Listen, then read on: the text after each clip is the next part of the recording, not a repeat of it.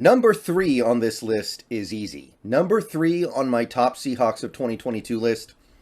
Most people love this guy. This guy's been here a while. He's one of the holdovers from the older era of the current Seahawks regime. He's somebody who has really ingratiated himself to almost everyone in this fan base.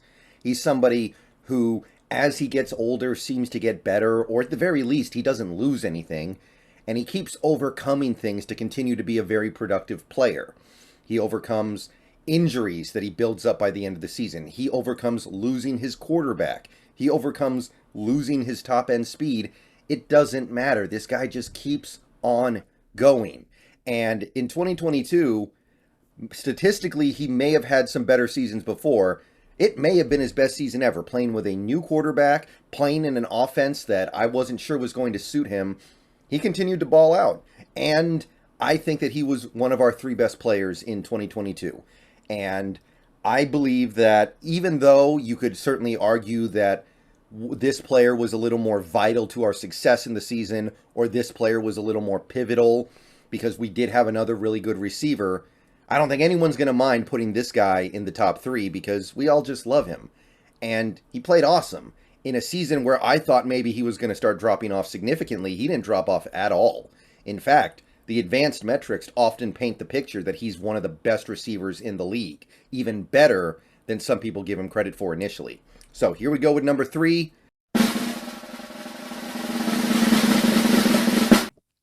All right, people, here we have number 3. It is Tyler Lockett, the longtime Seahawk, the beloved Seahawk, and I believe one of the most important cogs in the season that the team ended up having. Now, we know that Lockett's box score numbers are pretty good. They're solid. He had 1,000 yards, he had 9 touchdowns, he has a bunch of catches. He's relatively consistent from game to game. I think we all know the big picture with Lockett is solid.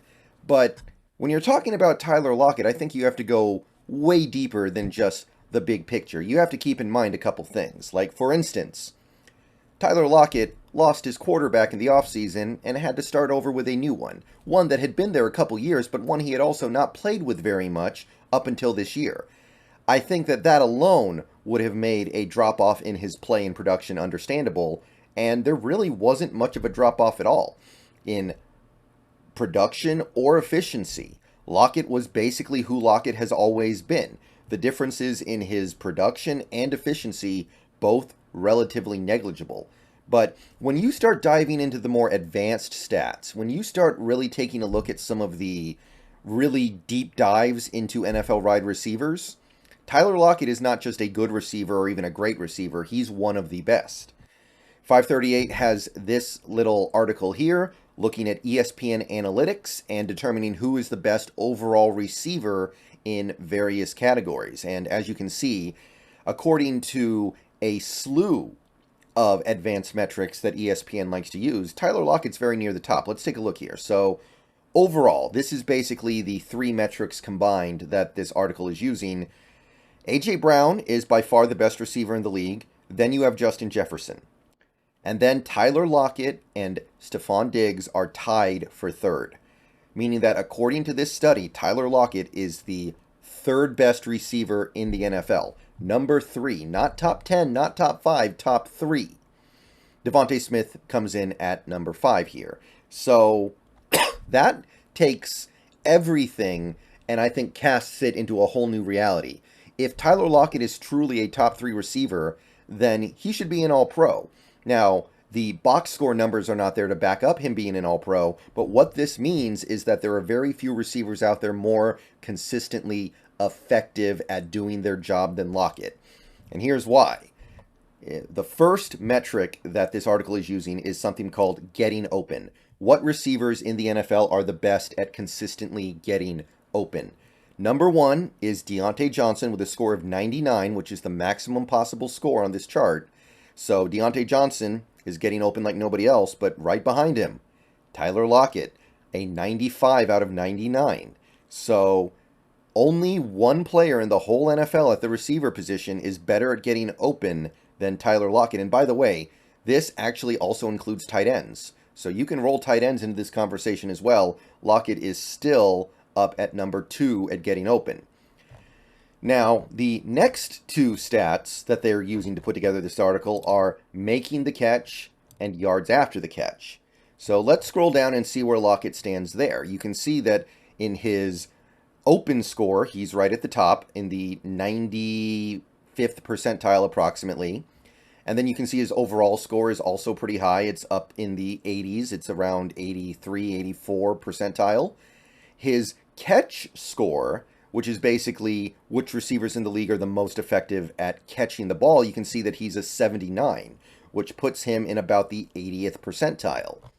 Now, if you take a look at the guys who are the best in the league at making the catch, you've got George Pickens, you've got Donovan Peoples-Jones. You do have a slew of players who are higher ranked at making the catch than Tyler Lockett, but he still scores extremely high.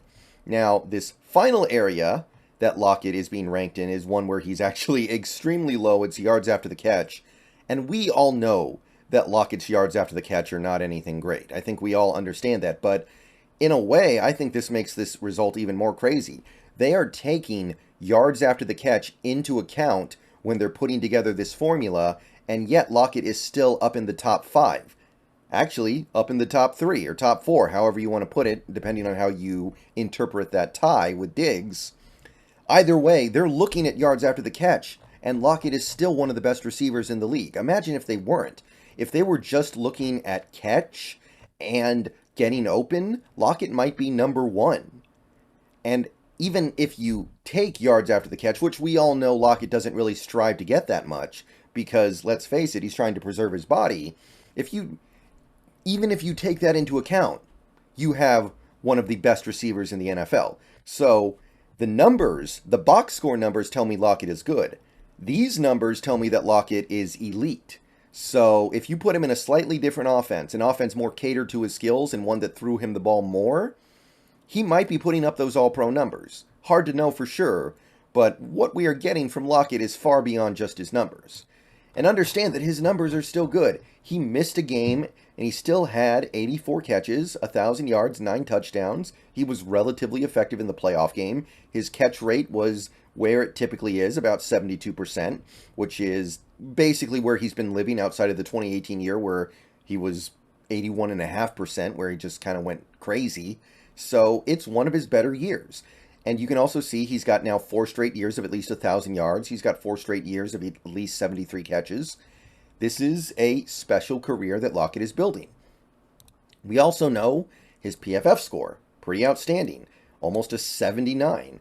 So however you want to put it, you want to look at PFF, you want to look at box score stats, advanced metrics. Lockett is right up there with the best receivers in the NFL.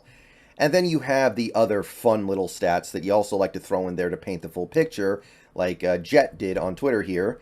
He caught 77% of his targets, which is 3rd among receivers in the NFL, so elite at making catches, like we just said. 9 touchdowns, was actually 6th amongst wide receivers, so very close to the top 5.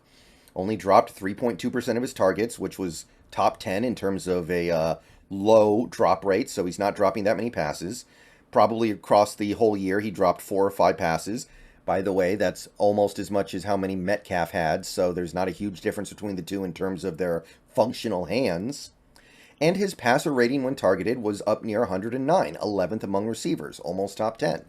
So however you want to slice it, Lockett was big. And when you consider all the things that could have been working against him that didn't, the new quarterback, the offense that doesn't really suit his skill set, the fact that he's trying to play to preserve his body and probably giving up, over the course of the year, how many yards do you think Lockett sacrificed because he was trying to preserve his body?